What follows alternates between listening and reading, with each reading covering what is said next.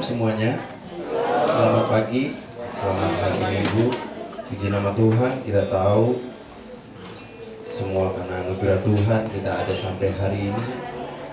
Dan begitu spesial bahwa di hari Minggu ini adalah hari Pentakosta, di mana Roh Kudus dicurahkan untuk umat-umat pilihannya pada gereja mula-mula yang percaya dan yakin bahwa Roh Kudus mereka akan terima.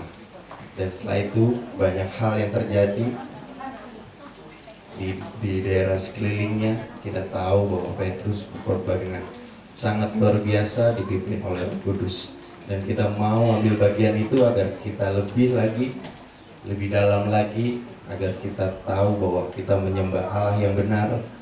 Dan biarlah Roh Kudus yang memimpin kami, mengingatkan kita untuk lebih dalam di dalam Tuhan Yesus Kristus. Puji nama Tuhan. Saya undang semuanya untuk bangkit diri. Kita mau lebih sungguh-sungguh untuk melayani Tuhan, menyembah bukan sekedar nyanyian saja, tapi biarlah ini menjadi renungan kita, rema kita bahwa Roh Kudus yang selalu ada dalam kehidupan kita. Allah Roh Kudus.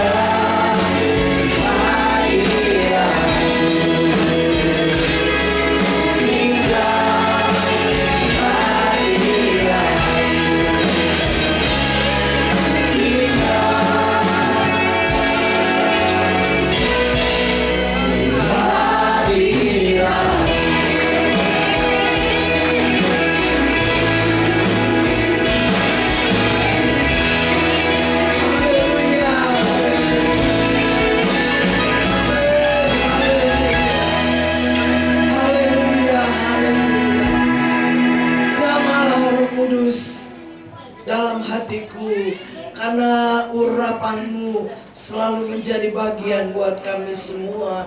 Kalau kami boleh mengingat kebaikan Tuhan yang luar biasa, urapan kuasa-Mu tetap ada di dalam kehidupan kami berapa hari kami melewati Tuhan, kami minta kuasa Roh Kudus hadir dan Engkau menjamah setiap kami yang ada, sehingga kami boleh merasakan hadirat Allah selalu ada di dalam kehidupan kami semua.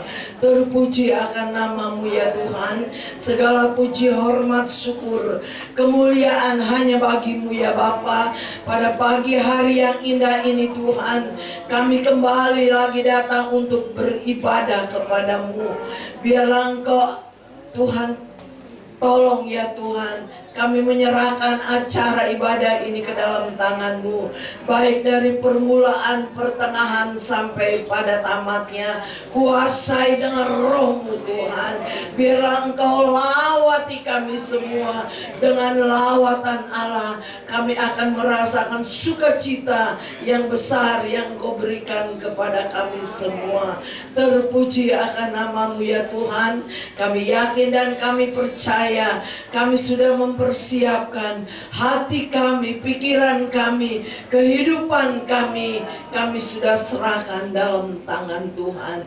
Biarlah kuasa Roh Kudus itu mengalir dan mengalir di dalam hati dan kehidupan kami, supaya sukacita itu menjadi bagian buat kami semua. Terpuji akan nama-Mu ya Tuhan. Kami berdoa buat setiap pelayan-pelayan-Mu. Engkau kenal mereka Tuhan. Engkau kenal kerinduan mereka Tuhan. Mereka di dalam melayani Tuhan, mereka mengasihi Tuhan. Terpuji akan nama-Mu, baik dari pimpinan pujian, baik singer, baik musik, baik Tuhan kolektan, baik multimedia, khususnya buat kebenaran firman-Mu. Urapi hamba-Mu, pakai hamba-Mu menjadi alat-alat Tuhan, menjadi kebenaran firman Tuhan yang akan ditaburkan. Kami yakin pada pagi hari ini kami akan diberkati oleh Tuhan. Terima kasih Tuhan, terima kasih, sucikan tempat ini, kuduskan tempat ini. Dalam nama Yesus, Engkau sudah menguduskannya. Terima kasih Tuhan. Kami akan mulaikan ibadah kami pada pagi hari ini dengan penuh ucapan syukur hanya di dalam nama Tuhan Yesus Kristus. Haleluya, haleluya, amin. Silakan duduk.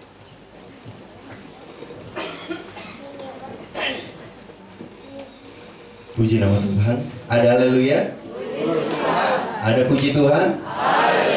Haleluya, puji Tuhan. Amin, amin, amin. Yes, yes, yes. Masih pada lemes semuanya. Ada haleluya? Ada puji Tuhan? Haleluya, puji Tuhan. Amin, amin, amin. Yes, yes, yes. Puji nama Tuhan. Kita tahu bahwa ini adalah hari di mana Tuhan telah mencurahkan Roh Kudus-Nya. Jadi kita harus lebih semangat lagi. Kita percaya di dalam Tuhan ada kesatuan, dan di dalam kesatuan itu kita akan sehati, sepikir, dan sejiwa. Puji nama Tuhan. Kita serahkan seluruh hidup kita hanya pada Tuhan melalui Roh Kudus yang selalu mengingatkan kita dimanapun kita berada. Mari kita, saya undang semua Bapak Ibu semuanya bangkit berdiri. Kita menyanyikan satu pujian sambil sebelum menyanyikan salam kanan kiri. Tuhan Yesus begitu baik.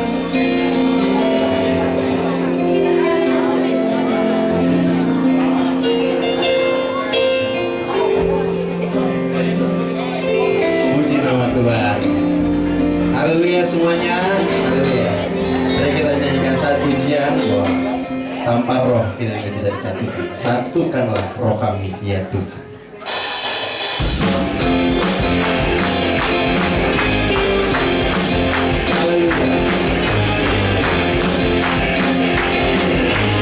Lepaskan segala beban. Berkati ya Tuhan, bergandeng tangan kami semua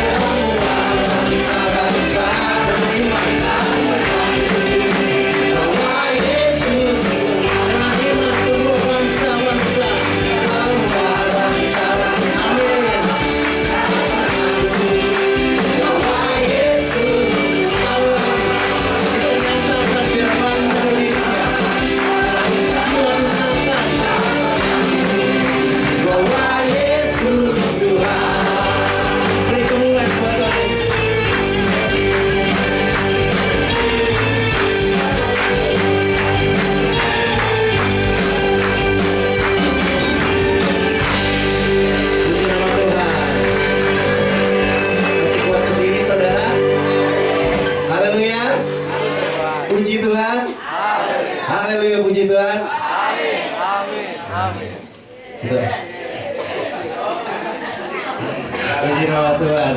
Kita sudah bisa merasakan atmosfernya kuasa Roh Kudus bekerja dalam setiap kehidupan kita masing-masing.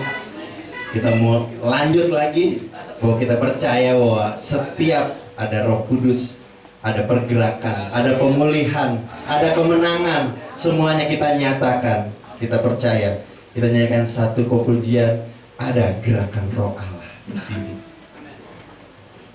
Di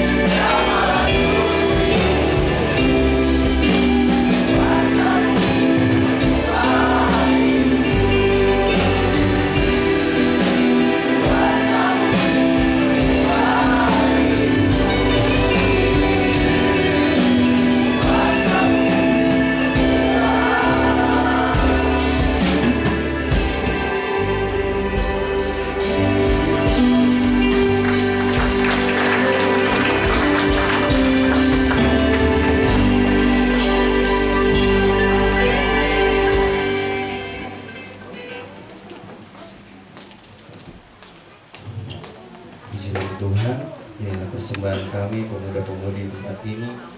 Biarlah Roh Kudus yang bekerja atas kehidupan kami agar menjadi generasi-generasi selanjutnya, agar biar lebih banyak jiwa dimenangkan melalui kehidupan kami.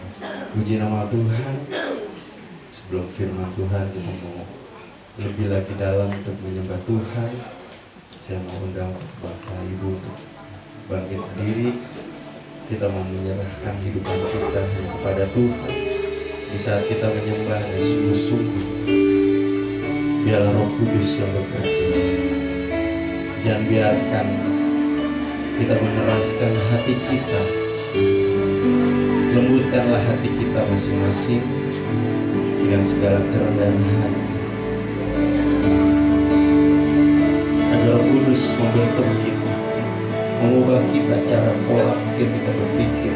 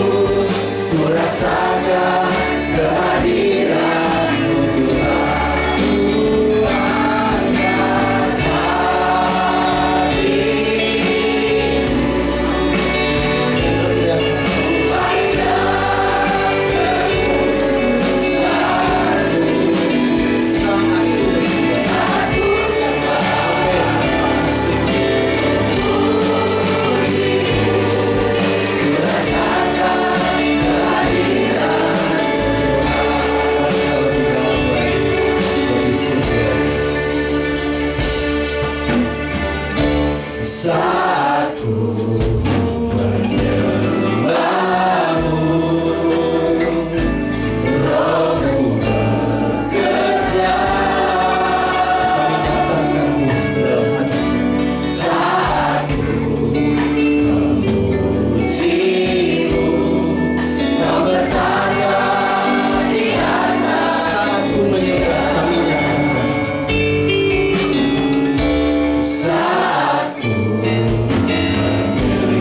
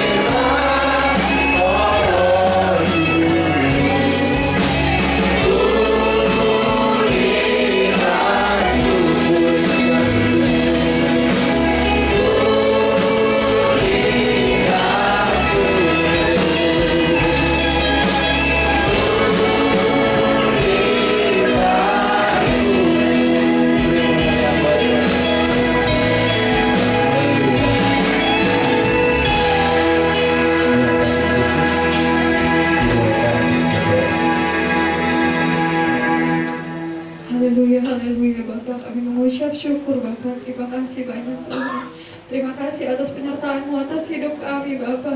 Dan hentinya kami mengucap syukur dan berterima kasih banyak Bapa. Kami boleh ada pada hari ini Bapa, itu semua atas kasih karunia-Mu Bapa. Atas curahan Roh Kudus-Mu atas hidup kami Bapa, kami mau berterima kasih banyak Bapa. Terima kasih Tuhan Yesus, terima kasih Bapa. Pada pagi hari ini Bapa, kami berkumpul di tempat ini memuji dan meninggikan nama-Mu Bapa. Layakkan setiap pujian yang sudah kami naikkan Bapa.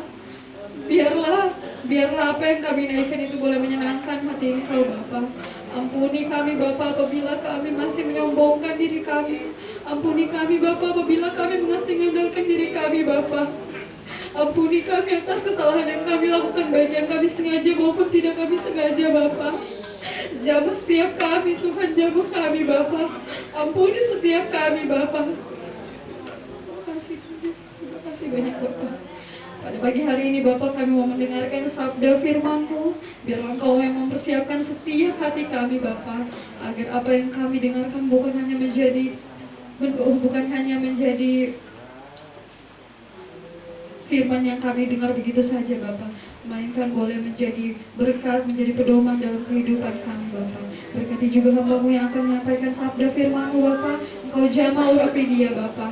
Terima kasih banyak Bapa. Kami berdoa juga Bapa, sebentar lagi kami akan memberikan persembahan syukur. Biarlah apa yang kami berikan ini boleh menyenangkan hati Engkau, boleh meninggikan nama Engkau di tempat ini Bapa. Terima kasih banyak Bapa. Kami berdoa dan mengucap syukur, kami siap menerima firman-Mu Bapa. Dalam nama Tuhan Yesus Kristus, haleluya, amin. Puji nama Tuhan, silakan bersiap. Haleluya, puji Tuhan, haleluya, puji Tuhan.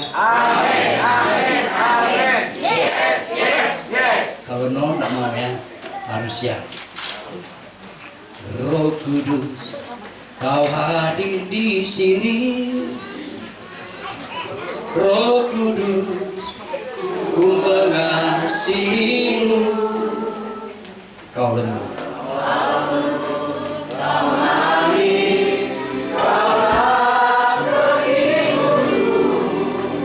penolongku, diutus Bapakku. Sekarang katakan Roh Kudus. Roh Kudus, Kau hadir di sini. Amin. Roh Kudus, ku mengasihimu. Katakan Kau lembut Tuhan. Kau lembut, Kau manis, Kaulah pelindungku, penolongku, diutus Bapakku.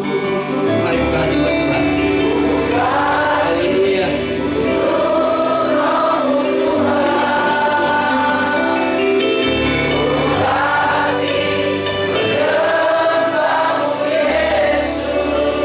Coba kami hari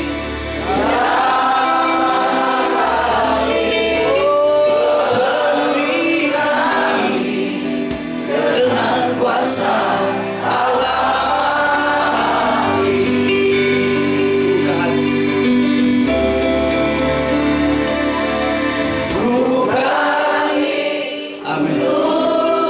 Hadirlah Kau Tuhan. Biarkan firman boleh masuk ke hati semua.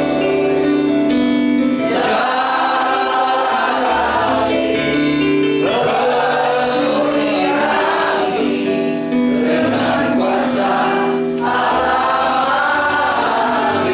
Allah Mahati,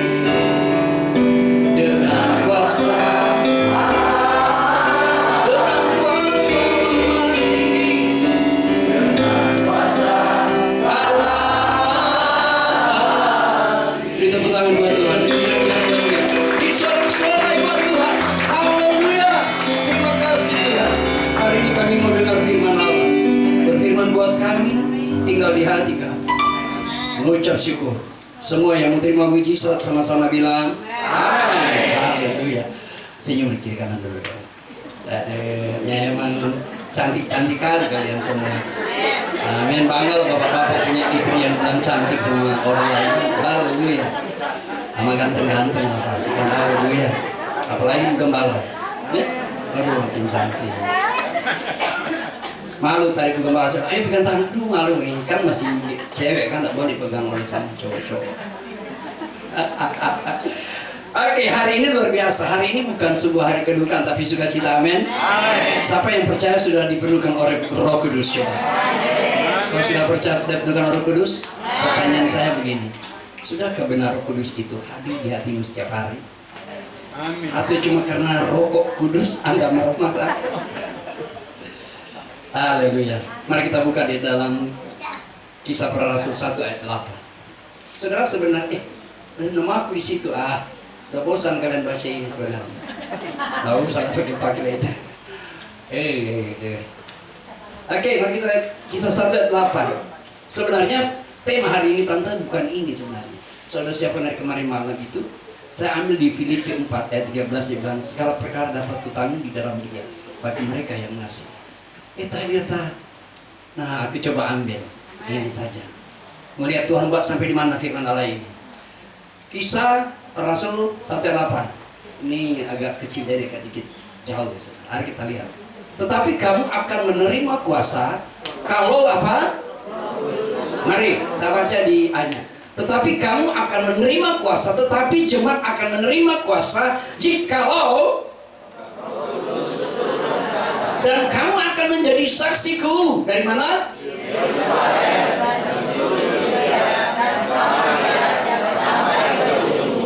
Haleluya.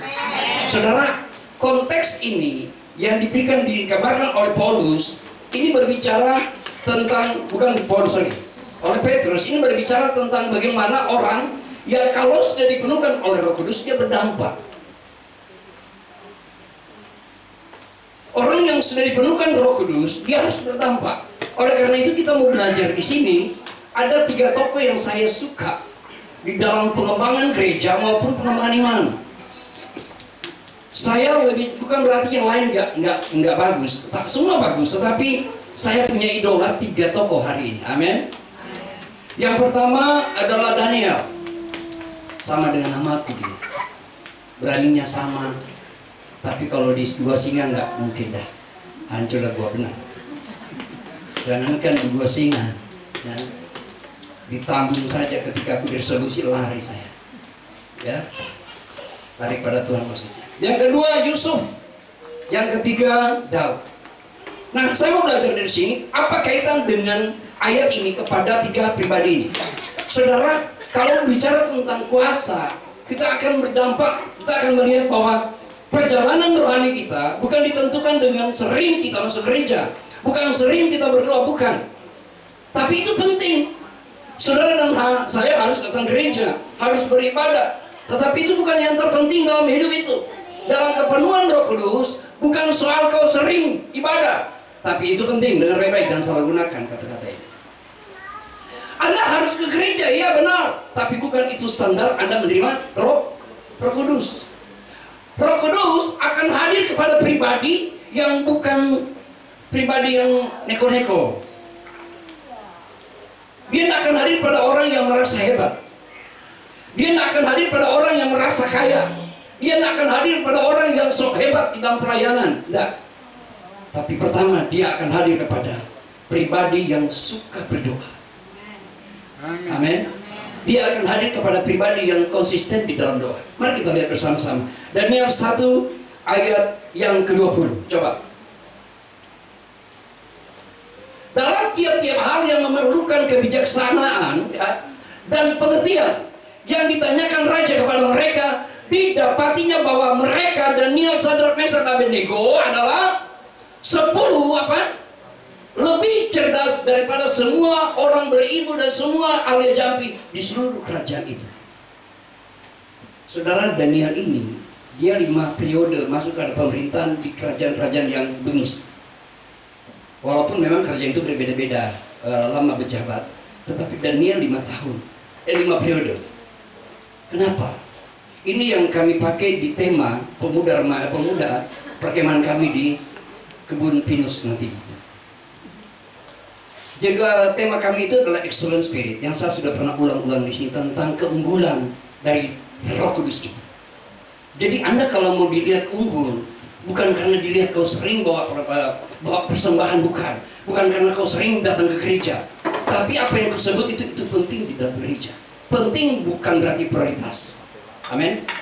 Amin. Yang Tuhan mau, adakah kalian konsisten berdoa di dalam pekerjaan itu sendiri?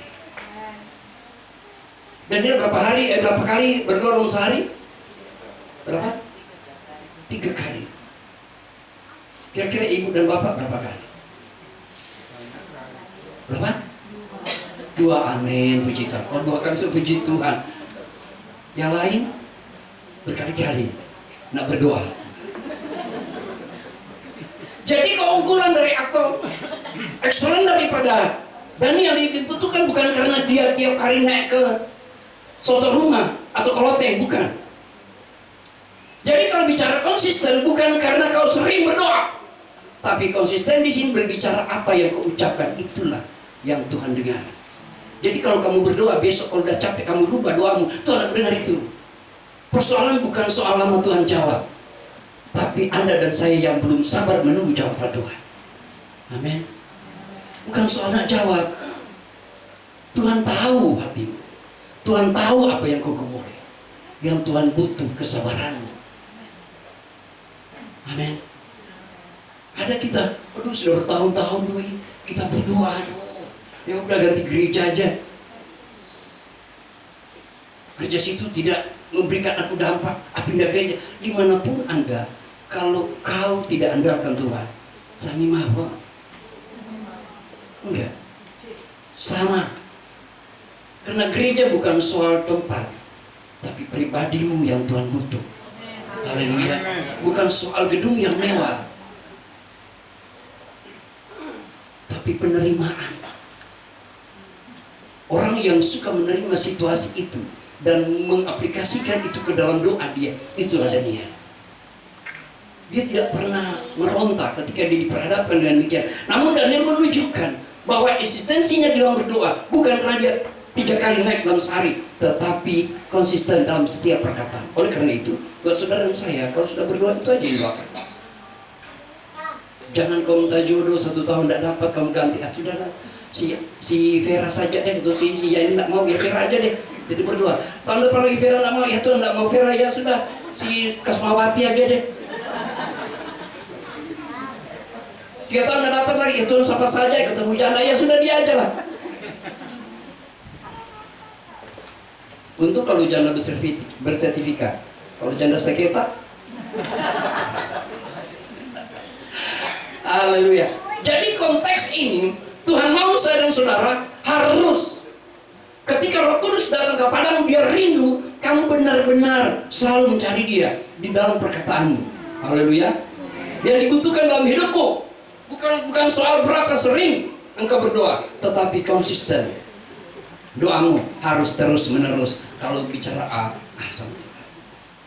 Kalau dia bilang firman begini, doa orang benar besar kuasanya bukan karena kau dibenarkan, bukan karena kau anak Tuhan sehingga kalau kau berdoa minta dapat, bukan. Doa orang benar besar kuasa itu bicara tentang apa yang kau doakan, ya. Bukan karena kita orang Kristen langsung benar kita semua Anda berdoa sudah dapat. Siapa yang hari ini berdoa supaya dapat mobil lebih mewah daripada apa yang kau pegang hari ini? Sudah berapa tahun berdoa? Saya awalnya datang Jakarta itu 2000, tahun 2000 saya punya sepeda Casio, punya merek, kasih orang, dikasihani orang, dikasihani orang. Karena aku jalan di teman ini, Pak melayani, iya Pak, kok jalan, iya. Dan sore ke rumah ya, iya Pak, ya iya cakap. Ini Pak ada sepeda, samping ada motor, sepeda dikasih sepeda, aku berikan motor kan, ya dikasih Casio, oh merek Casio, aku taruh lah. Casio ditanya Pak Gemau, ih kok merek Casio, iya kasih ini orang, ya karena jalan-jalan. Habis itu dikasih pinjam mobil, dikasih pinjam. Ternyata nggak bisa, sampai hari ini saya nggak tahu mobil. Kalau dibawa mobil iya, kamu bawa mobil nggak bisa. Nebeng saya, kemana-mana nebeng.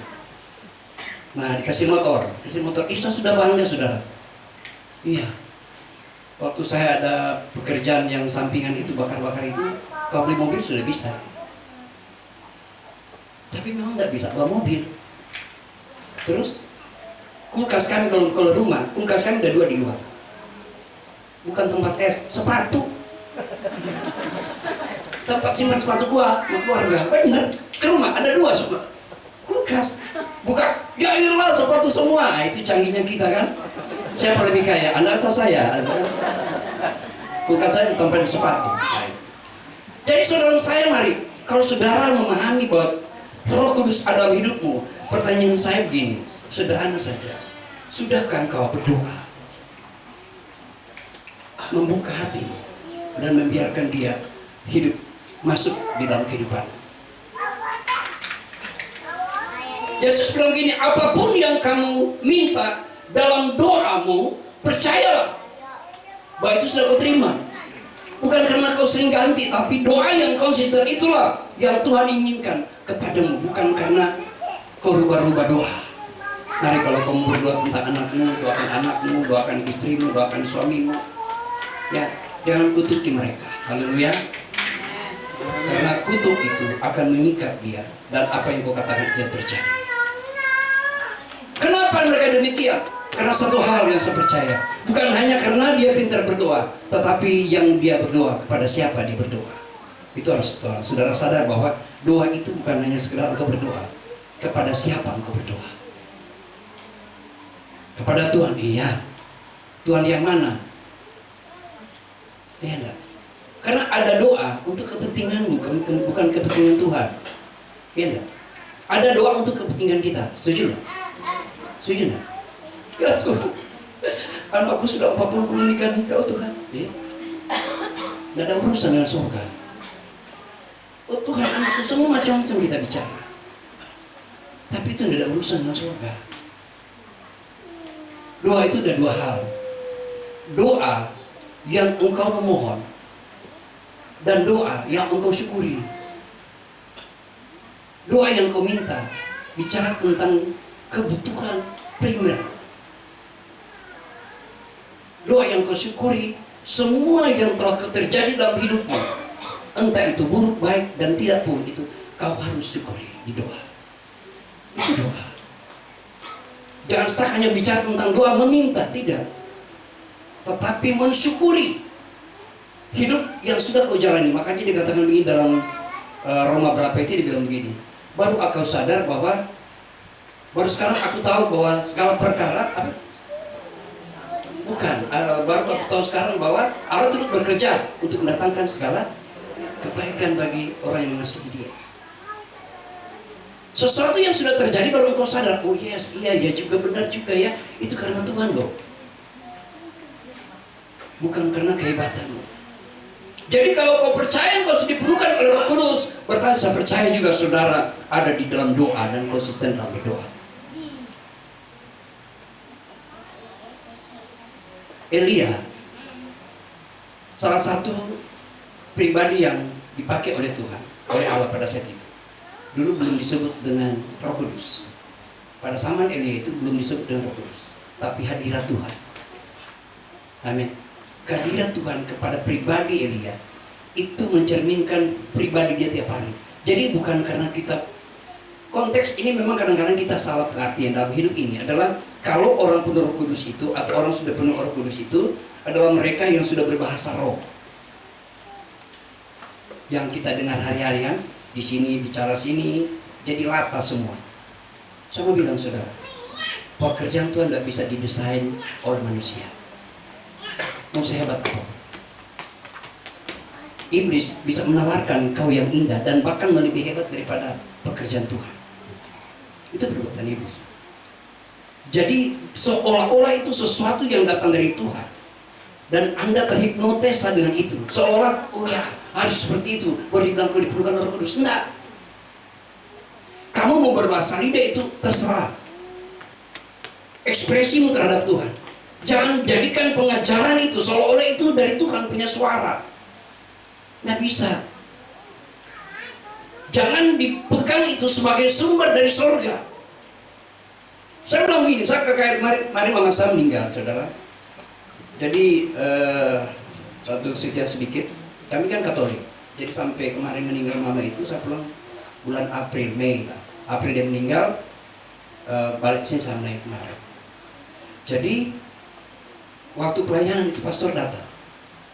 Waktu dia datang saya bilang begini, pastor, saya minta tolong jangan doa arwah. Karena di Katolik itu ada doa, saya dari Katolik. Saya dari Katolik. Ada doa arwah. Jadi kalau sudah mati itu sudah doa arwah. Treng. Jadi didoakan mama saya agar supaya arwah itu dibawa oleh Bunda Maria masuk ke hadirat Tuhan. Saya bilang gini, tidak boleh ada doa arwah. Oh Pak, ini kan jemaat kami. Iya benar, tapi itu mama saya. Bapak pastor cuma pembina rohani dia, tetapi mama saya. Saya mau ada doa arwah. Biarkan kami yang berdoa. Karena kami sudah hidup dengan Roh Kudus, tapi Bapak pastor masih mau hidup dengan arwah. Tidak boleh. Oh enggak, itu jemaat kami. Enggak. Kalau pastor mau doa arwah, saya akan pelayan di sini. Pastor saya gembala kan? Saya pendeta. Oh iya, kami tidak akan doa arwah. Tidak ada doa arwah. Saya mau biarkan Roh Kudus itu hadir. Bukan arwah-arwah yang kita bawa. Ya, jangan masuk terjebak dengan hal-hal demikian. Memang sedih sudah jadi yatim piatu. Jadi waktu saya masuk Pentakosta, mama saya bilang kamu tidak boleh dapatkan hak dari keluarga karena kamu mengkhianati gereja. Jadi kalau mereka di rumah ini, saya udah angkat tangan tidak bisa mendapatkan sesuatu. Biar yang penting aku punya kerajaan surga, amin. Saya sudah yatim piatu. Kasihan kan yatim piatu. Ada yang mau ngangkat aku sebagai anak? Kalau ibu gembala mau tambahan angkat, udah. Dia cuma jadi pengerja sapu-sapu di depan sana. Yang kedua, kita belajar dari Yusuf. Kita belajar dari Yusuf. Kenapa Yusuf itu dipakai Tuhan? Bahkan di dalam Kejadian 39 ayat 2, dia katakan bahwa Yusuf berhasil. Kenapa? Allah yang menyertai dia. Allah yang menuntun dia. Allah, ulang lagi, saya bilang menyertai ini bukan soal Immanuel. Kita harus sepakat benar baik-baik. Ada orang pikir kalau disertai itu Immanuel. Beda. Yang dimaksud penyertaan ini bukan masalah Immanuel, Tuhan menyertai. Di sini dia pakai kata adalah pneuma. Jadi bukan Immanuel. Pneumakos itu begini, manusia yang diarahkan. Kalau disertai, Anda ke rumah sakit, bawa orang itu namanya menyertai orang, membawa. Tapi kalau menuntun, dia yang mengarahkan dirimu. Kalau kamu ke kanan, salah bos. Kiri. Kita kalau lihat orang pembalap mobil itu ada di samping dia. Itu yang menuntun dia. Kiri, kiri, kanan, kanan, kiri, kiri, kecil, sempit, besar, lebar, nah, gitu. Itu Roh Kudus. Sedangkan kalau bicara Immanuel, Anda mungkin bisa di belakang, Anda mungkin bisa di depan lebih dulu menunjukkan jalan, Anda mungkin bisa nyusul aja ikut dari belakang. Ya itu penyerta. Itu namanya menyertai. Tapi kalau bicara menuntun, dia selalu yang memegang kendali hidup. Kanan, kiri, kanan, maju, rem. Itu. Dia bicara tentang pneumakos anthropos, manusia yang selalu diarahkan oleh Roh Kudus. Jadi Yusuf ini belajar dari pengalaman proses yang dialami, maka dia percaya bahwa dia bukan hanya disertai, tetapi dia dituntun, diarahkan oleh Tuhan. Kenapa? Memang dia diarahkan untuk menderita. Apa kata kuncinya dari kenapa Yusuf berhasil? Bukan karena penuh Roh Kudus, bukan karena berbahasa lidah, berkosolali, bukan dia berkata-kata, bukan. Kenapa dia berhasil? Ada 3 hal yang dia pegang dalam hidup. Yang pertama, tidak ada kemarahan, kebencian, dendam. Amin. Saudara kalau mau bicara engkau dipenuhkan Roh Kudus, kalau sampai hari ini saudara masih ada dendam sama temanmu, orang lain, kita pertanyakan saudara, benar enggak? Roh Kudus itu kalau hadir dalam hidupmu, dia mau ke tempat yang kosong. Dalam tanda kutip kosong bukan ada sesuatu, bersih, tidak ada sakit akar pahit, tidak ada. Karena dia berdiam pada tempat yang semestinya dia diami. Saudara milik Tuhan, itu standar.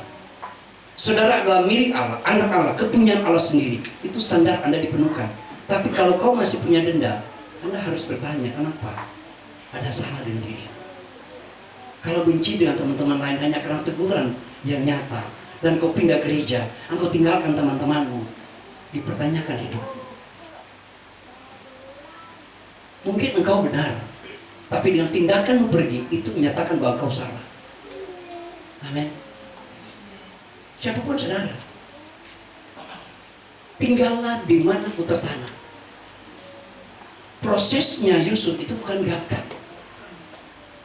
Dari awal dia sudah tidak disukai oleh keluarga. Dari awal, dari sejak dia hidup, keluarga udah tidak suka, adik kakak udah tidak suka. Bahkan diintimidasi, sakit, difitnah, dibuang, bahkan mau dibunuh. Tapi kenapa dia disertai oleh Tuhan? Di dalam Kejadian 39 ayat 2, coba. Tetapi Tuhan menyertai Yusuf sehingga ia menjadi apa? Seorang yang selalu apa? Berhasil. Dengar baik-baik, bukan soal kedudukan. Berhasil menaklukkan hatinya, berhasil menaklukkan egonya, berhasil menaklukkan kemarahannya. Dia tahu jika Tuhan yang menyertai dia, pasti ada jalan keluar. Ada rencana Tuhan yang besar di balik semua penderitaan yang dialami. Itu keberhasilan Yusuf. Berhasil membaca situasi. Kalau kamu diproses, jangan kupikir kamu dibenci oleh temanmu. Bisa saja dia memakai temanmu untuk memproses dirimu. Bisa saja memakai anakmu memproses kau sebagai orang tua. Bisa saja sebaliknya. Saya tuh sering diproses sama istri. Benar. Oh iya. Saya itu kalau dilihat dari jauh tua, tapi kalau dekat muda mati. Karena sering diproses istri. Lebih baik saya diproses oleh teman ketimbang istri. Aduh sakit sekali. Guru purba ini luar biasa ini. Tapi saya bilang gini, kamu adalah asa dalam hidup kalian. Ya kalau marah aku peluk dari belakang. Apa peluk-peluk? Ya sudah aku peluk gitu kan. Menunjukkan bukan karena aku romantis, ya aku nggak romantis. Karena aku mau coba. Semarah apapun dirimu, kamu adalah istriku. Amin. Amin. Sejelek apapun diriku, aku suamimu. Terimalah aku apa adanya. Jangan kau sekarang kau buang muka, dulu kau cari-cari. Haleluya. Sikit-sikit apa? Di mana kamu? Di mana kamu? Udah terjadi dulu. Tinggalin di rumah. Bertobat yang tertawa. Jadi hidup ini kalau kita percaya bahwa proses itu membentuk dirimu, itu yang terpenting. Jadi keberhasilan Yusuf itu bukan soal dia duduk di kerajaan atau dia mampu keluar dari jebakan maut dari para Potifar itu, tetapi bagaimana dia menaklukkan egonya. Dia percaya bahwa proses itu akan membentuk pribadi yang lebih baik. Kita mau ditegur ibu gembala, ngosong-ngosong, besok nggak datang. Ada begitu di sini enggak? Nggak ada. Nah, betul itu. Di mana-mana itu Pak, di sana banyak, di sini apalagi. Tapi saya berdoa saudara, kalau sampai hari ini saudara tidak ada kesama Tuhan, yang istrinya di samping mana? Enggak tahu. Kan sudah bilang, aduh, aku kali ini udah kenal, setia-setia dari kemarin-kemarin, udah tetap. Bapak udah di sampingnya. Coba di situ. Yang istrinya lain di samping mana? Coba. Saudara, bukan tanpa alasan saya bicara begitu, karena begini. di gereja itu menentukan kau di rumah. Setuju enggak? Amin.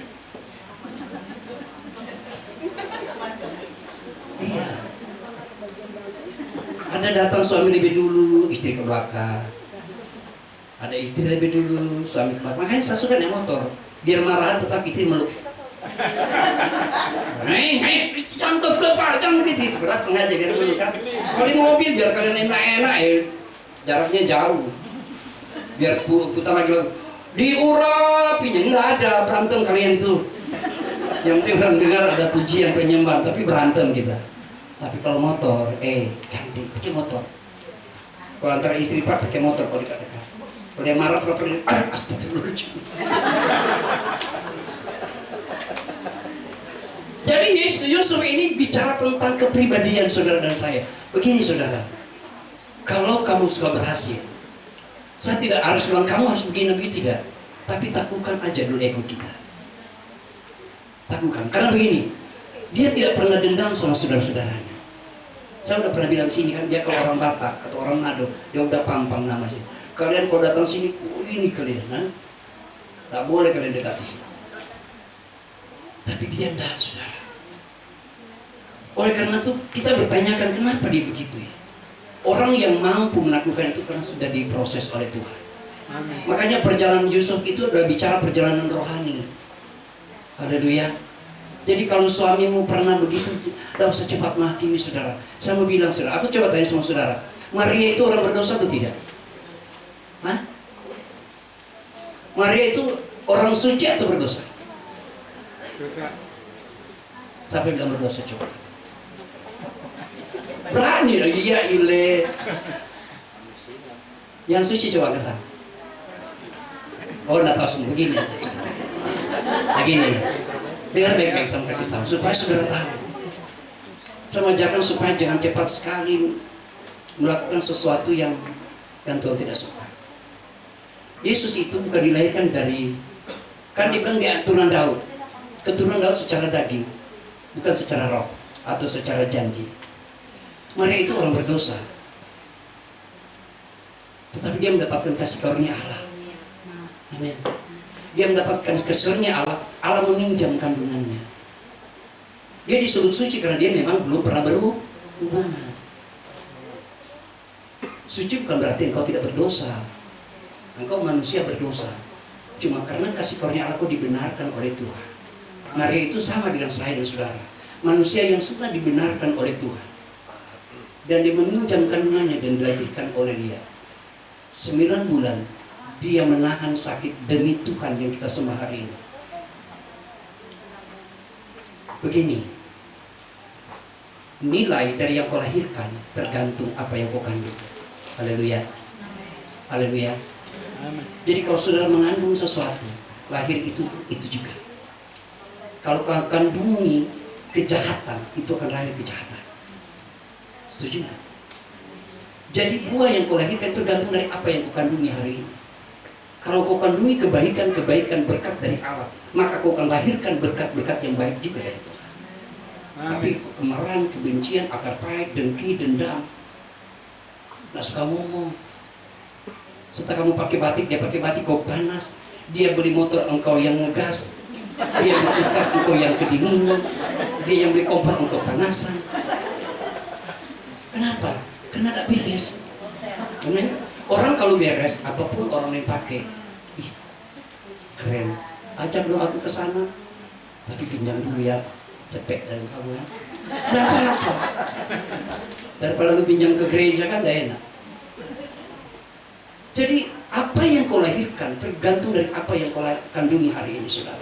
Jadi mari, kalau kau mau dipenuhkan Roh Kudus, tinggalkan semua itu. Belajar dari pengalaman Yusuf itu, proses membentuk engkau lebih baik, bukan mendaunkan imanmu kepada Tuhan. Makanya dia dikatakan bahwa dia apa saja yang dikerjakan itu berhasil. Coba kita lihat Amsal 16, tolong. Amsal 16. Biar firman yang bicara bukan saya, amin. Amsal 16. Perjanjian baru, coba. Oh, soalnya lama saya. Amsal sudah? Oke. Manusia dapat apa? Ayat 16, ayat 32. Jangan satu. Naik ke 32. Oke, apa? Coba baca sama-sama. Terus? Jadi inilah yang dimiliki oleh Yusuf. Sabar menjalani proses itu. Dia melebihi dari apa?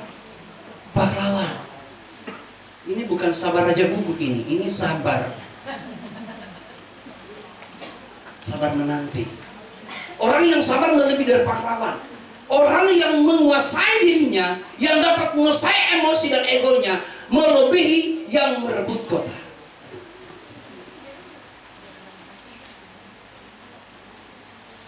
Makanya saya udah bilang dulu kan, kalau istrimu marah, kalau dia masih menyanyi semua ku coba bertahan, bersyukur, mendampingi, sadar diri bahwa selama ini memang dia menderita karena dirimu. Itu berarti dia mencintaimu. Ya. Kalau dia bilang semua terserah padamu, aku begini adanya. Saya baru konseling satu orang. Selama seumur hidup saya, baru aku dengar suami memulangin istri ke orang tua. Nah, sudah ada 2 anak. Ditanya sama ibu itu, terus ibu tidak berusaha untuk balik lagi. Dia udah balikin gua ke rumah gua, orang tua gua, ngapain gua balik? Gengsi dong. Soalnya dia udah pernah turun di jalan, baru ini dia bawa pulang ke rumah, dia bawanya dengan baju sekrecek, dia kantong merah katanya dia bilang. Jadi saya berpikir gini, orang-orang ini bukan soal sama-sama kalian bersalah, dua-dua.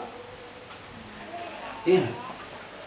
Jadi kalau kita hidup penuh dengan kesabaran itu, kita seperti orang yang menguasai dirinya sendiri, adalah seperti orang yang merebut kota. Pengertiannya bahwa apa yang kau taruh dalam hatimu, kesabaran itu membentuk dirimu, akan berkat-berkat yang lebih dari apa yang kau pikirkan. Coba Efesus 4 ayat 9. Apa dia bilang di sana coba? Efesus 4 ayat 29.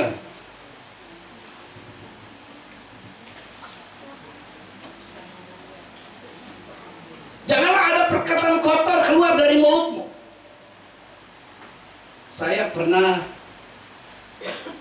Istri saya pernah, orang Batak itu kalau dia sudah marah, kalau sudah taraf dia, ini buat saya, orang Batak khusus istri saya. Saya pikir orang Batak ini sudah marah banget istri saya. Jadi kalau dia sudah di tahap puncaknya marahnya, itu dia sudah bahasa Simalungun, gua kan ngerti. Itu berarti udah marah sekali dia. Lalap. Jadi kita coba berusaha memahami apa sih bahasa. Ini kan gua kan ngerti nih. Dia udah maki, saya nggak tahu. Dia udah bilang gitu. Ternyata benar dia udah maki sama gua. Tapi benar, taraf di mana orang itu kalau sudah marah di luar dari pemikiran dia akan ngomong sesuatu. Tapi sesuatu yang kau rancangkan kepada seseorang untuk berkata-kata tidak baik, itu yang dia tidak suka. Amin. Kamu sudah rancangkan sesuatu untuk bicara ke dia tentang hal-hal yang mendukakan dia, itu Tuhan tidak suka. Perkataan yang baik, tetapi pakailah perkataan yang baik untuk membangun.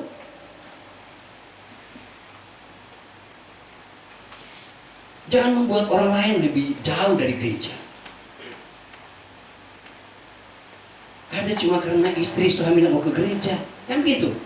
Ada cuma karena suami malas istri ke gereja. Kenapa? Karena kita menimbulkan luka di hati orang lain. Kalau Anda bicara tentang Roh Kudus, sudah ada diam dalam dirimu, kenapa harus ada yang terluka? Tidak bisa. Kita harus memulihkan ini agar supaya apa? Roh Kudus itu bukan hanya momentum. Kemarin saya melayani, saya bilang siapa mau naik ke surga bareng sama Tuhan hari ini. Kata oh saya, cepat-cepat beli tiket. Karena Tuhan mau pergi bareng-bareng gratis kan bilang. Tapi mesti beli bayar tiket. Di mana perlu supaya mereka yang mendengarnya beroleh kasih karunia. Paulus bilang jadilah kau surat yang terbuka yang dapat dibaca orang.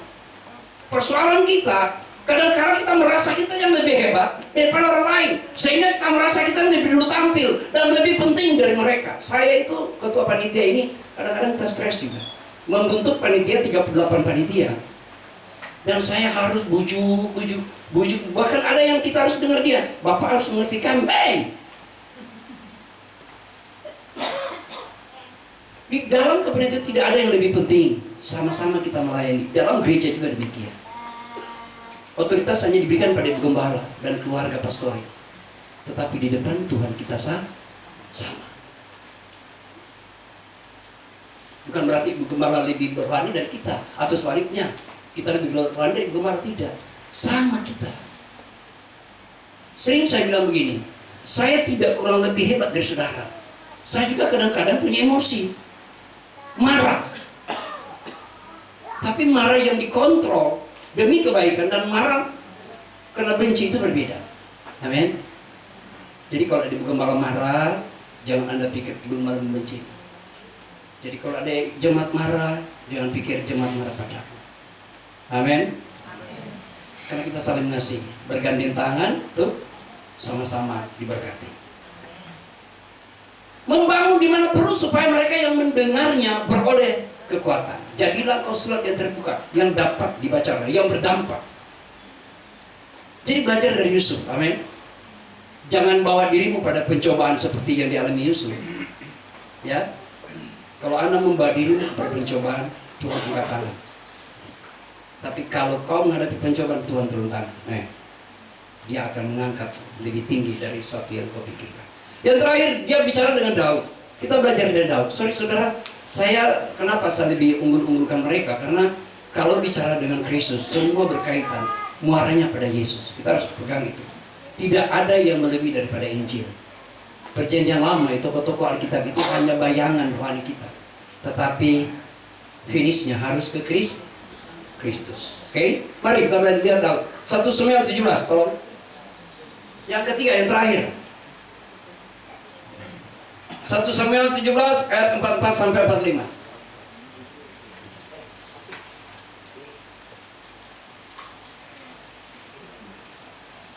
Apa? Dibilang sana? Pula orang Filistin itu, coba tanggung kalau di situ kita baca ya. Kita baca ayat 43 coba. Supaya nyambung. Naik ke 43 tolong.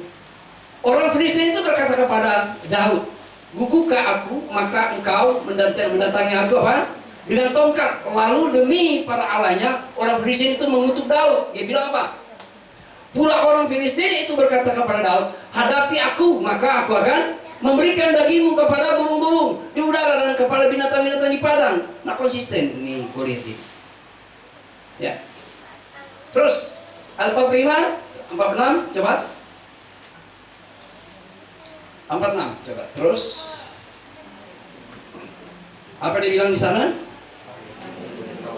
Hari-hari ini juga Tuhan akan menyerahkan engkau ke dalam.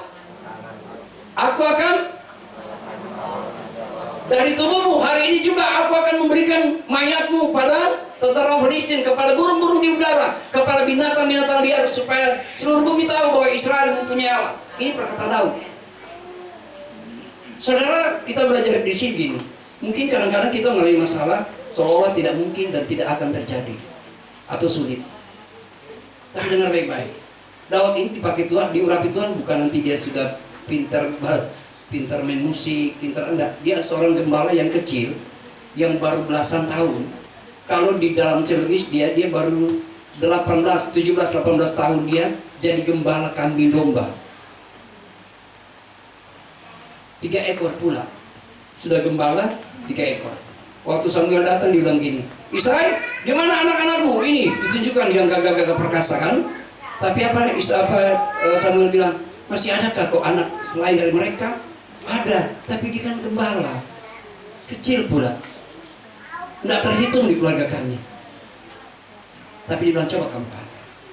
Waktu dia panggil, apa Samuel bilang? "Israel, kamu hanya melihat fisik. Amin. Tapi Allah melihat hati." Seganteng-gantengnya apapun saudara, ketika mati kaku, jadi jelek, benar.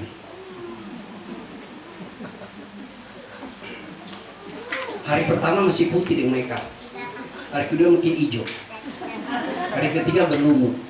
Semua susi. Kenapa? Tebal makeup biar terlihat cantik dan kaya. Coba lihat, mama saya itu dibikin 4 hari. Ini orang desa kan, kami orang desa itu begitu di kampung. 4 hari. Jadi lama-kelamaan gue liat mama gue, astagfirullahaladzim. Kalau lagi mama gue ini, ya udah gak mau dekat lagi, sudah 4 hari. Wajah udah berubah, walaupun disuntik apa? Formalin. Tetapi orang, kalau kita mau belajar dari Samuel ini, Tuhan gak mau lihat daripada tampanmu, cantikmu, enggak. Tuhan melihat hatimu. Saya udah pernah khotbah sini kan. Kenapa kau dipakai Tuhan? Bukan karena bentuk kau bikin bagus dirimu, cara ngomongmu, bikin orang iya enggak? Tapi Tuhan lihat hatimu. Mau bagaimanapun cara makeupmu, ending juga begitu. Sampai di rumah aja suamimu sama aja. Tadi kamu cantik di gereja, bisa pulang-pulang sama juga, nggak berubah. Iya enggak? Yang hitam biarlah hitam, tak akan mungkin jadi putih. Jadi kehidupan itu dibutuhkan bukan sebuah tampilan, tetapi hati. Bukan karena gagah perkasa, bukan karena dia hebat, tetapi memberi hati agar kau diberkati, memberi hati agar kau dipakai oleh Tuhan. Daud, karena hatinya, dia diurapi oleh Samuel. Diurapi oleh Tuhan Samuel 2 kali lipat dari pengertian pengurapan itu sendiri. Sehingga Saul harus tunduk kepada dia. Terus apa yang terjadi? Pengurapan ganda itu kepada Daud berimpact kepada kemenangan besar daripada orang Israel yang dipakai untuk melawan Goliat atau orang Filistin itu dengan ribuan orang, namun tidak mampu mengalahkan orang Filistin. Tapi hanya dengan satu nama Daud yang masih belia itu, dia memakai hanya dengan alat begitu sederhana. Jadi kamu berhasil bukan nanti kamu harus kemauan. Kalau Anda ada kemauan. Saya itu lulus SMP saya itu bukan hidup dengan keluarga. Saya sampai di Kalimantan, saya kerja di satu perusahaan batu bara bukan karena saya punya jasa. Saya menjadi di perusahaan batu bara itu, saya itu di boiler itu penguapan. Kalau tabungan boiler kan, saya di situ. Dan saya bukan orang mesin, bukan orang boiler. Tapi ada kemauan untuk bekerja. Saya ingin cari tahu, saya bukan STM. Saya orangnya mau aja. Yang penting udah diberikan kepercayaan. Mau saya. Jadi bukan soal pendidikanmu yang atas, tetapi kemauan dirimu. Mau menaklukkan kemiskinanmu, mau menaklukkan kebodohan, mau menaklukkan apa saja. Kamu mau enggak? Daud mampu mengalahkannya. Dengan satu kata, Daud percaya bahwa ada Tuhan yang akan campur tangan dalam setiap hidup. Kalau Allah di pihakku, siapakah lawanku? Kata firman. Tidak ada. Asalkan engkau libatkan Tuhan dalam setiap hidup. Pertanyaan saya begini, saudara. Seberapa besar persoalan dengan saya? Berapa besar pergumulanmu dengan saya? Ada pribadi yang orang tidak pernah tahu, yang namanya Simon di Kirene. 12 murid makan bersama Tuhan, tidur bersama Tuhan, lihat mujizat dengan Tuhan. Tetapi tidak punya beban dalam pekerjaan Tuhan. Waktu Tuhan dibawa ke Golgota, mereka tersebar dan lari kemana-mana. Yang hanya menemani ibunya dan Zebedeus dan Bartolomeus. Yang menuntun mama mereka, menuntun bersama Tuhan memikul salib. Tapi siapa yang memikul salib ketika sudah mau sampai di Golgota? Dia adalah pribadi yang Tuhan tidak kenal. Dia adalah siapa? Simon dari Kirene. Kadang-kadang kita orang gereja terlihat setiap hari ibadah, Senin sampai Minggu ibadah, bahkan Minggu ulang-ulang beribadah. Nah, posisinya dipindah ke gereja sana, nah puas sana dipindah ke sana, mana-mana dicari. Tapi tahu nggak saudara, ada nggak beban hatimu untuk pekerjaan Tuhan? Ada nggak terbeban kita? Kemarin saya di Manado, waktu saya mau menyeberang ambil karena jalurnya 2, mengambil sesuatu dari pompa bensin, ada anak bukan anak, pemuda itu nabrak mobil yang parkir. Jadi kalau nabrak truk yang parkir itu kena sudut begini, itu sebenarnya udah, tapi dia masuk ke dalam juga. Ini kena sudut mobil yang truk itu. Tahu nggak saudara? Saya turunin kaki dari motor, lewat bukan ngambil barang, saya usahakan supaya mobil ngangkut dia, supaya bawa ke rumah sakit. 5 menit, hampir 5-7 menit lah. Tidak ada yang mau. Tahu nggak saudara, mobil yang kadang-kadang begitu di jalan, salib semua itu. Saya tahu orang Manado paling tidak, ya orang Kristen semua lah mereka. Nggak ada yang mau berhenti. Dilewatin saya, dilewatin, polisi pun dilewatin. Bayangkan. Tapi yang teriak kasih kita permisah. Tapi kalau melakukan kasih tidak ada pernah. Sulit. Siapa yang angkut? Ada pemuda yang bawa minyak. Di belakangnya itu memang galon semua. Dibilang, tapi pada galon nggak apa-apa. Ya nggak apa-apa. Anak gue saya nggak tahu dari mana. Yang orang pikir dia hanya umpan camping, tapi dia lah malaikat pada saat itu. Dia yang mengangkat dia dan taruh di atas. Kalau dia bilang anak temannya di samping, kamu di belakang, taruh di pahanya. Karena kalau tidak pakai alasan bantar, hancur orang ini. Karena yang celaka tidak ada keluarga, nggak ada yang tahu siapa. Maksudnya begini saudara, kita gampang bicara kasih, gampang sekali, tapi sulit untuk melakukan. Dengar baik-baik saudara. Jangan ada yang di sini. Biarkan itu terjadi di Manado. Saya bilang begini waktu saya ke di Manado kemarin terakhir. Manado itu tidak akan pernah diberkati. Percaya deh sama saya. Karena Manado itu penyembahan berhala itu kuat. Salah satu contoh apa? Makanya di Medan juga ada, di Toraja juga ada. Patung mereka buat dan ditulis bawah, patung Tuhan Yesus. Tahu enggak? Kalau Anda mau sebut patung silakan, tapi kalau pakai Tuhan, itulah ulangan bilang, terkutuklah mereka yang membentuk Tuhan dengan menyerupai, membuat Tuhan dengan menyerupai apapun, dengan tembaga, batu, tanah, apapun saja, itu Tuhan tidak suka. Boleh bilang Tuhan memberkati, Manado tidak diberkati, akan hancur satu saat nanti. Percaya, individu oke, berkati, tapi kotanya tidak akan pernah diberkati. Jadi kalau ke Medan juga ada di sana, jangan pergi foto-foto di patung-patung begitu. Anda boleh gambar itu mirip dengan gambar-gambar sebegini, tapi jangan Anda tulis itu Tuhan Yesus monumen katanya. Memang Tuhan Yesus mati di Manado? Di Golgota aja Anda tulis begitu. Masa di Manado dibikin monumen Tuhan Yesus? Nggak bisa, saudara, salah. Oleh karena itu kita belajar bagaimana respon kita terhadap Tuhan, bukan karena apa yang kau lihat, tapi hatimu. Perhatikan baik-baik. Roma 8 ayat 31, ayat terakhir. Sebab itu apa? Roma 8 ayat 31. Sebab itu apakah yang akan kita katakan tentang semuanya itu? Jika Allah di pihak kita, siapakah lawan kita? Segala perkara dapat ditanggung di dalam Dia bagi mereka yang mengasihi Dia. Hanya bilang gini, terima kasih Tuhan. Kalau kami ada sampai hari ini GPD Gra 50, itu karena Tuhan. Amin. Saudara tahu enggak? Kisah perjalanan gereja ini saya sudah tahu dari tahun 2021. Ya, persoalan demi persoalan. Tapi kita belum kenalan, amin. Sekarang kita sudah kenalan, cuma kita sudah tahu proses daripada gereja ini. Kalau Anda sudah duduk sampai hari ini, yang baru masuk 2000-an yang masuk baru 2020, Anda bersyukur sudah di tempat ini. Tapi yang berjuang bersama-sama dan gembala tahun berapa itu? 2020-an. Ya, 2000-an, ya. Yang masuk proses itu coba katakan kau diberkati luar biasa. Amin. Anda boleh ada sampai ini. Itu semua karena Tuhan. Amin. Kalau enggak, Anda pasti tidak di sini.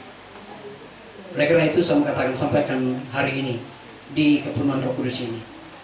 Sekali lagi bukan saya anti dengan penuh kepenuhan Roh Kudus. Saudara, sejak engkau terima Yesus, sejak engkau telah menerima baptisan dan engkau melayani, engkau sudah dipenuhkan oleh Roh Kudus. Amin. Momentum-momentum seperti ini hanya karena momentum tanggal yang sudah dibentuk oleh negara. Sehingga kita bilang, oh tanggal ini penuh Roh Kudus, besok kenaikan.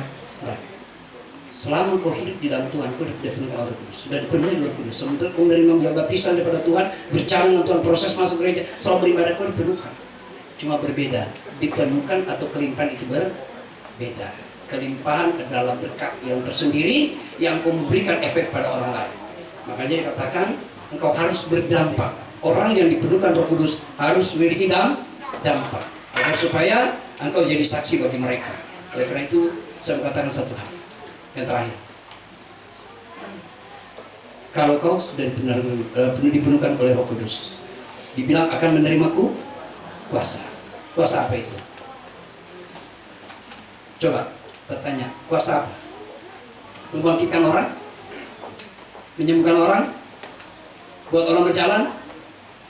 Tentu tidak. Kuasa yang dimaksudkan di sini apa?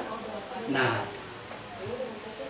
jadi kalau kau sudah dipenuhkan oleh Kudus, yang Tuhan butuh sama dirimu, mampukah kau menguasai diri?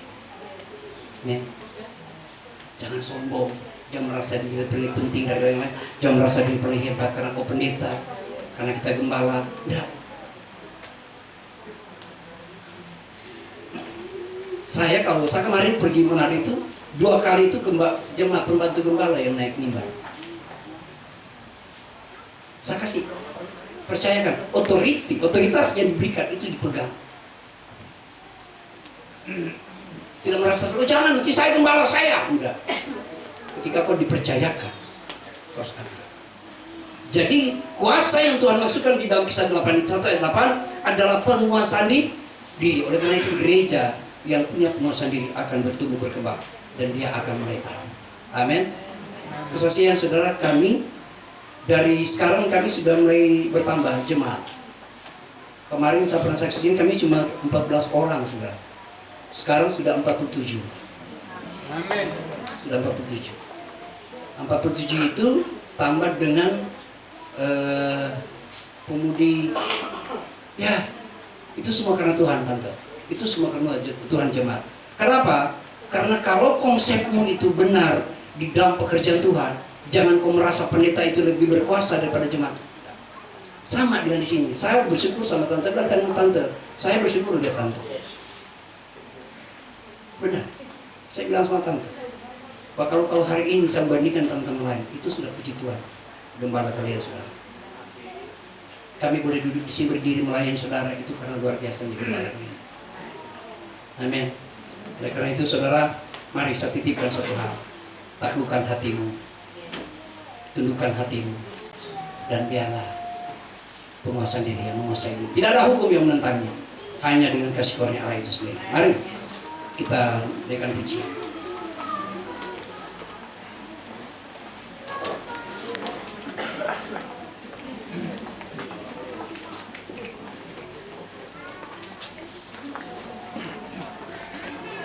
Siapkan hati saudara.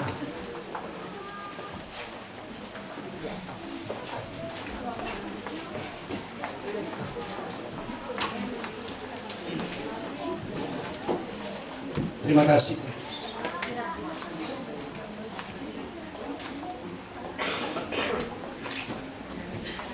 Haleluya, haleluya.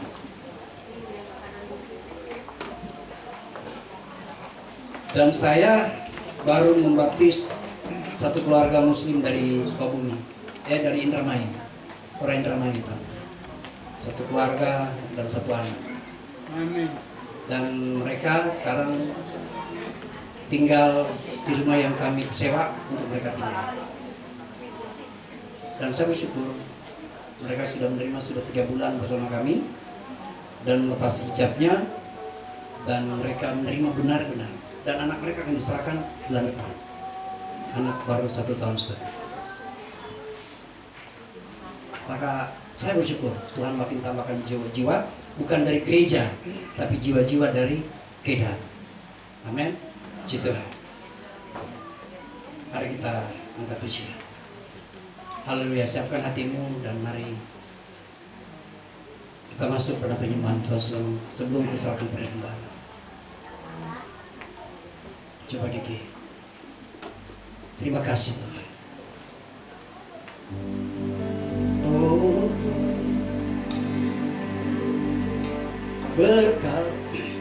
berkali-kali ku menolong berkali-kali Kau kuatkan dalam lemah sakit. Engkau ada, Yesus setia. Haleluya.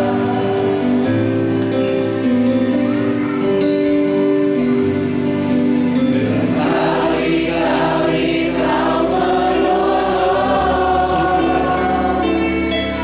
Berkali-kali Kau kuatkan dalam lembah kelam. Engkau ada, Yesus setia.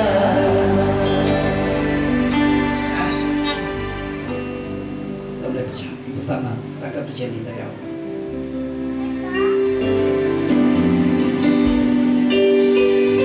Amin.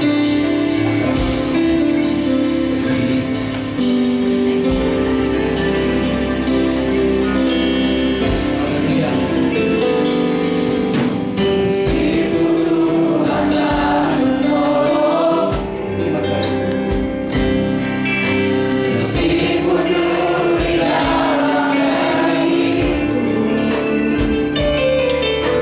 tetap memilih untuk percaya dan mengucap syukur. Meskipun doaku tak terjawab, meskipun hatiku habis tenang, tetap memilih untuk percaya dan mengucap syukur. Sama-sama katakan, haleluya. Berkali-kali Kau menolong, berkali-kali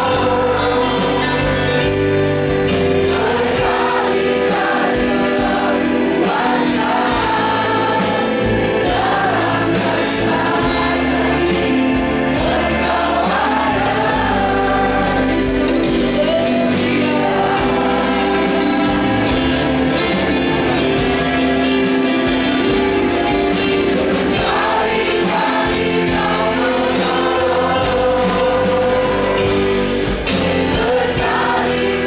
Yesus setia.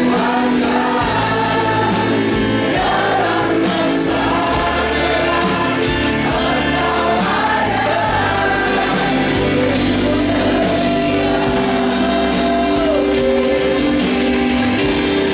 kuatkan dalam masa seram. Engkau ada, Yesus setia. Berkali-kali Kau menolong, berkali-kali Kau kuatkan dalam masa sakit.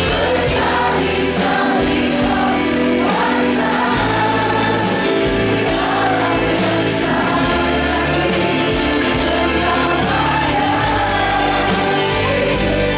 setia. Berkali-kali Kau menolong, berkali-kali Kau kuatkan dalam masa seram. Engkau ada, Yesus setia. Hari ini Tuhan, Engkau lihat seluruh umat-umat menaruh hati mereka terhadap.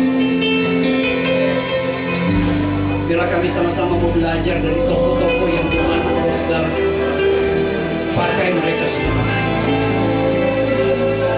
Kami percaya jika Roh ada dalam hidup kami mampu menguasai diri kami, Tuhan. Tidak ada persebutan di hati kami. Tidak ada sesuatu yang kami sombongkan dalam hidup kami. Selain kami hanya lurus melihat kebaikan Tuhan di dalam rumah tangga kami, di dalam keluarga kami, di dalam pekerjaan kami, di dalam studi kami. Kami percaya Tuhan bahwa Engkau tidak pernah tinggalkan kami. Kami bersyukur punya Allah seperti Engkau yang hebat, yang memberkati kami sampai hari ini. Haleluya.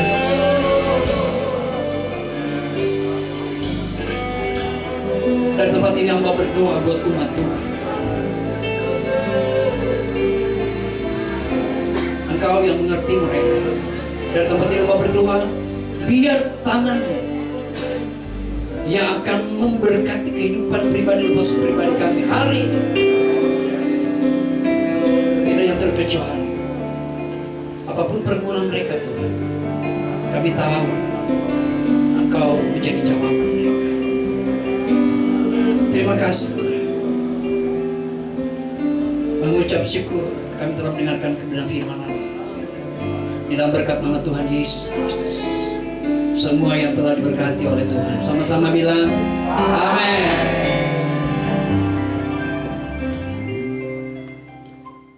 Di nama Tuhan kita akan tutup ibadah nanti dengan hormat doa pendeta, doa berkat dan juga doa penutup. Saya undang semua untuk berdiri di sebelah kanan. Kau layak terima pujian, kau layak terima pujian, kau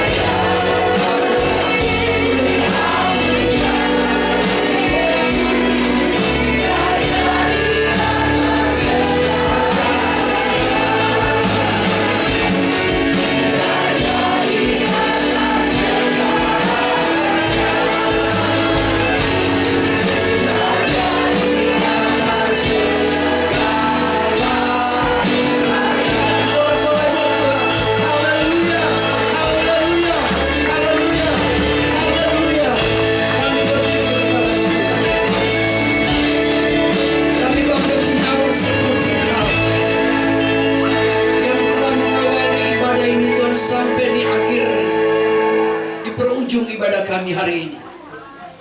Kami sudah memberi hidup kami 2 jam ke depan.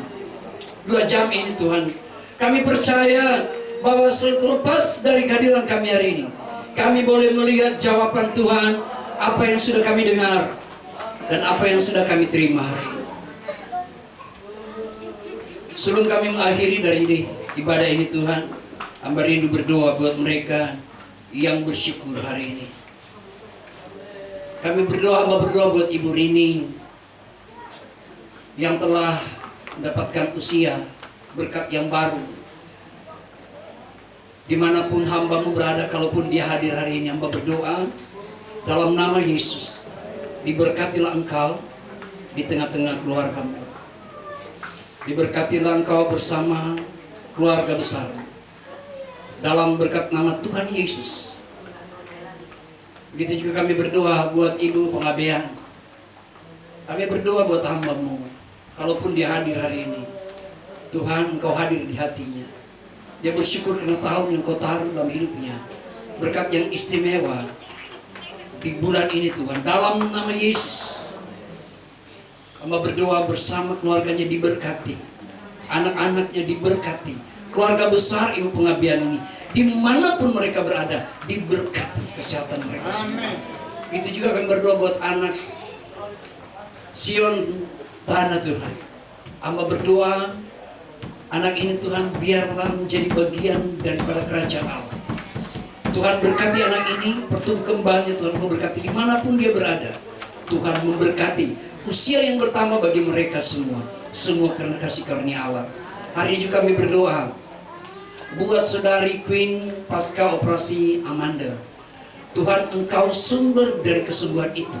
Engkau pulihkan pelan demi pelan, dan Engkau nyatakan kuasa mujizat-Mu bahwa Tuhan masih ada di dalam hidupnya, dan mujizat tidak pernah tinggal ke dia. Di dalam berkat nama Tuhan Yesus, kami berdoa juga buat Bapak Nanan dan Ibu Leni yang sedang sakit hari ini.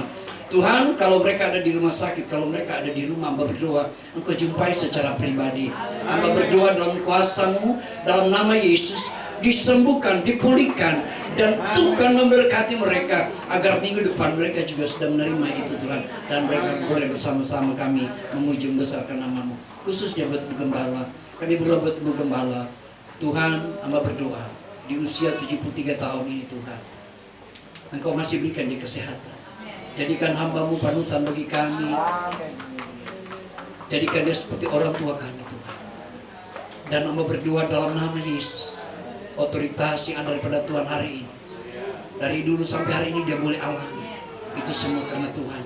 Dia dicintai oleh jemaatnya, dikasih oleh jemaatnya, dan dikasih oleh keluarga, bahkan anak-anak dan cucu menantunya.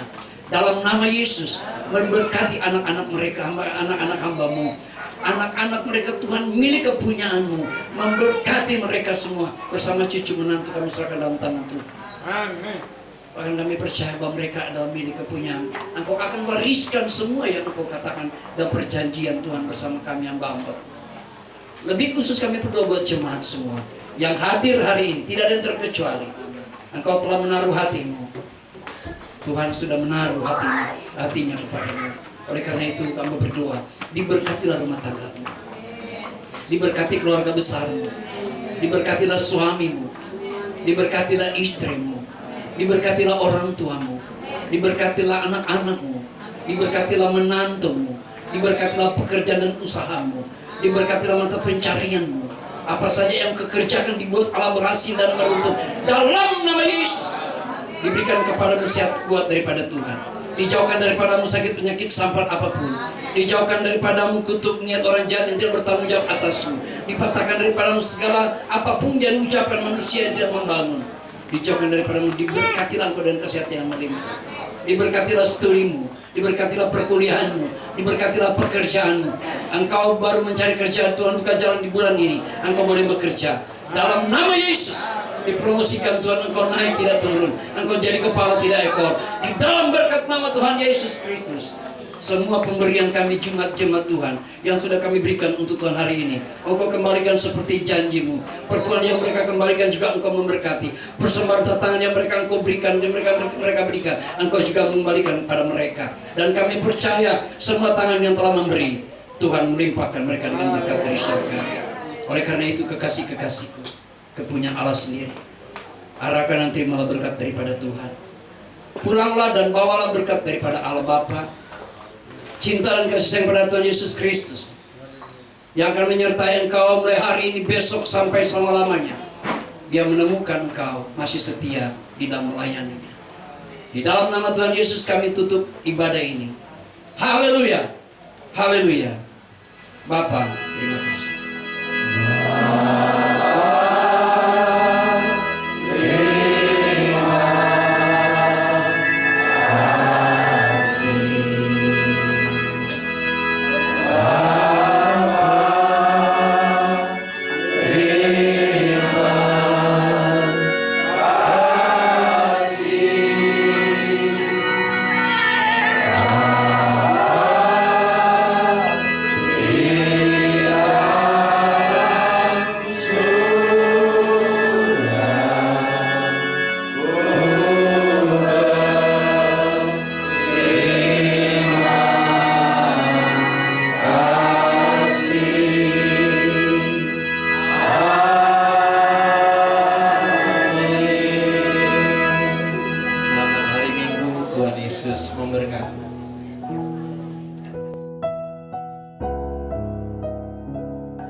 Shalom, haleluya, haleluya, puji Tuhan. Terima kasih buat jemaat GPD Jemaat Gria 50 Metelen Tambun Cibitung. Hari ini sungguh luar biasa, sebab pelayanan diberkati luar biasa dengan firman Tuhan yang kita belajar dari Daud, Daniel, dan Yusuf. Bagaimana kita boleh mengambil contoh bagian pelayanan itu agar supaya pelayanan kita diberkati oleh Tuhan.